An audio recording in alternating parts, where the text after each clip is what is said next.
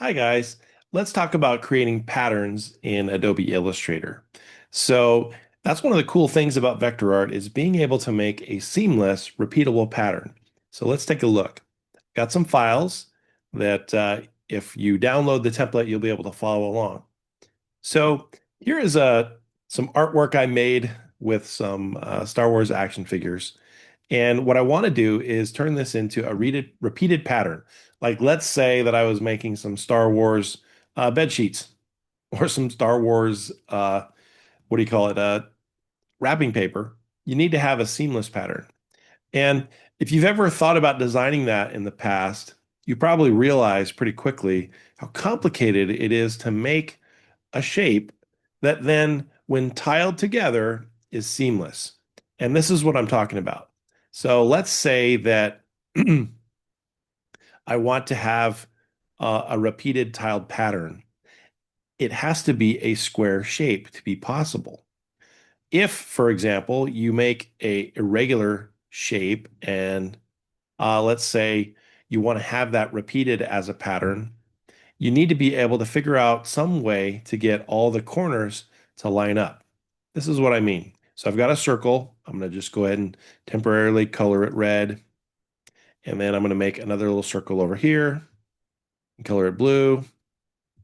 And then make another one.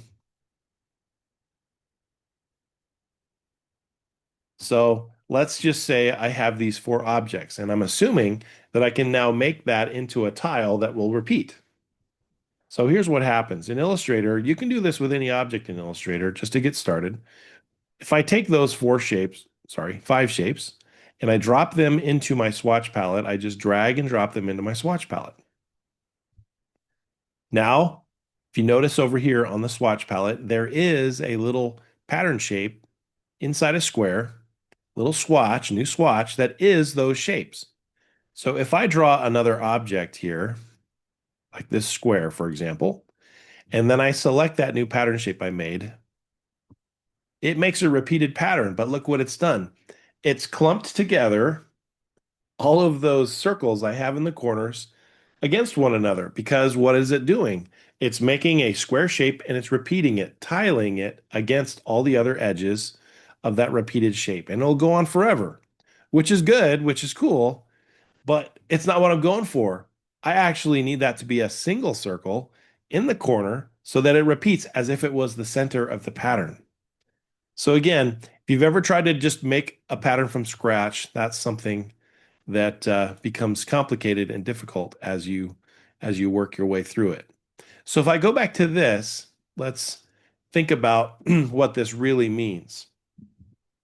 What it means is that I need Chewbacca to be on this side, and I need Han Solo to be up here and down here, and I need them split in the middle so that when they repeat, they're in the same spot. Now that requires some math and some planning. And I don't necessarily want to do that. This is the way we used to have to do this, is figure out, okay, where is the center of that object? And then how do I align it so that it's now in the right position? And then how do I create a tile out of that pattern? So this is what we're going to do, just to demonstrate what this means. I'm going to take that Han Solo and I'm going to copy it and I'm going to paste it, but I'm going to use paste in place. That's going to put Han Solo exactly on top of the Han Solo that's there. Then what I have to do is I need to go over here to uh, the properties dialog box, and I need to move that Han Solo down to the bottom of the page, exactly 4 inches. So I'm going to make this height. Right now it's 1.2962. This is where I have to be more exact. I need to put in negative 4.262. Sorry, I picked the wrong one. I picked the width and the height. I actually need to pick the Y position. So right now He's at -0. I'm going to put -4.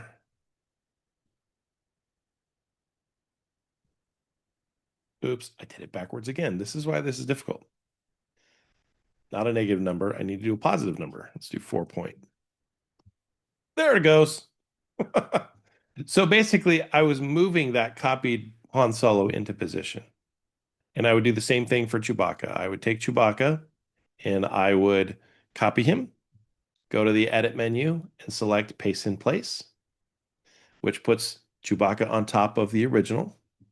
And then I need to go over here to the X and the Y position on the properties dialog box. And I need to put him +4.03 or whatever. And that puts him in the exact position on the other side.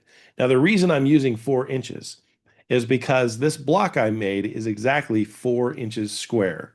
So I'm able to take that object, I'm able to move it exactly 4 inches, and I know that it's in the right position to the other side. Again, this is the complicated way of doing this. I'm going to show you the easy way in a second. Now what I have to do is I have to cut those extra edges off the page to make my seamless pattern. So how do I do that? I'm going to create a square. I'm going to draw that square exactly over the top of this grid. So what I do is I move my cursor into the middle of the page and I tap. And then I'm going to type in 4 inches by 4 inches. And it made the square with that weird little pattern in it. Let me go ahead and fill that with a solid color so it's more obvious.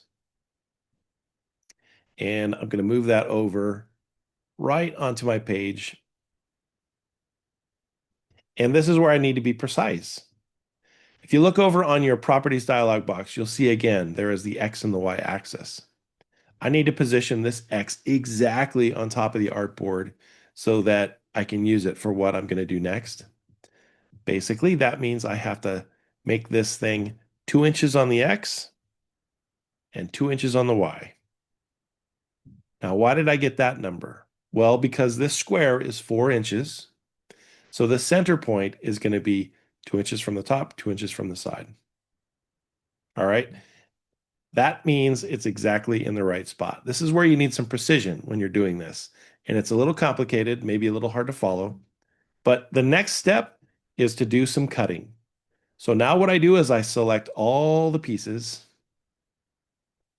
And then I go to my properties, not my properties, my Pathfinder. Click on Pathfinder. And this is where I go to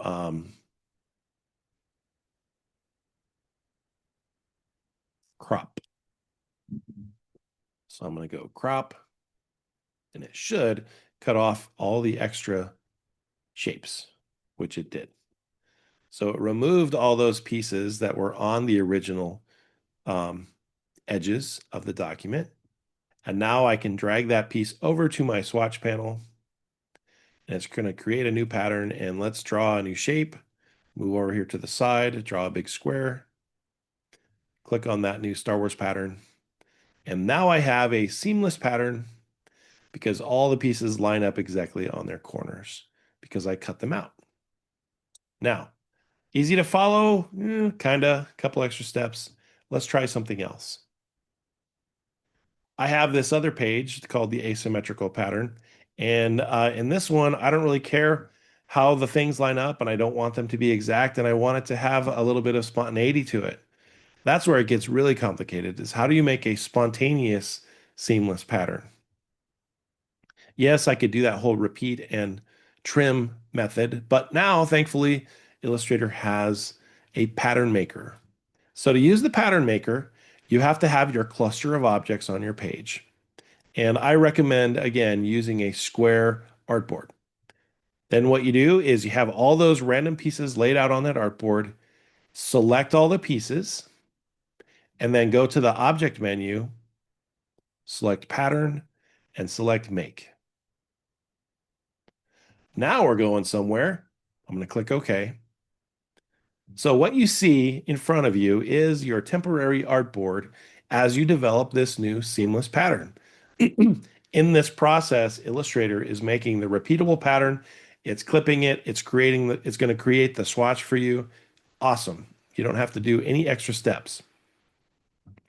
But what I do need to do is look over at the pattern options dialog box and select the type of pattern I want to make. I can use the typical grid pattern. I can use the brick by row. I can use the hex column. Whichever one I want to use to make that spontaneous pattern, I'm going to go ahead and go back to grid. And then what you do is you just start clicking on your objects and moving them, and the pattern automatically updates. So it does all the necessary work to make your pattern repeatable, whether your objects are on or off the edge. And you can edit and manipulate them as you go. Really cool. I'm just changing their size, and you can see how it's affecting the entire pattern. The grayed out area is the repeated portion. The full color objects in the center are the colored objects. Those are the ones that are available for edit. I could even draw something new if I wanted to put it in here, and it would now become a part of that repeated pattern. So you kind of have to prepare your page. If you already have your shapes done, that's better. And then you can start manipulating your pattern. But you can draw inside this object and make that pattern as you go. Okay, so once you're done, once you're happy with the way the pattern looks, you click Done. Up on the top of the bar, you can see there is a cancel, a done, save a copy. All you got to do is click Done. And now you've got that pattern. And if you look in your swatches, you should see that pattern, and now it's available for use, and it'll go on forever, seamless. All right, so if you're trying to make a complex pattern, especially an asymmetrical pattern, I recommend using that Illustrator pattern maker. It's fun to fool around with. You kind of just have to prepare the steps by creating your artwork ahead of time, so then you can manipulate them the way you want. But starting from scratch, using the old method of using math and planning it out can be a little complicated. So the pattern maker makes life a lot easier. If this was helpful and you want to learn more, check my links for my classes and my lessons, and happy to teach vector art. All right. So look forward to hearing about what you're making. Have a good time.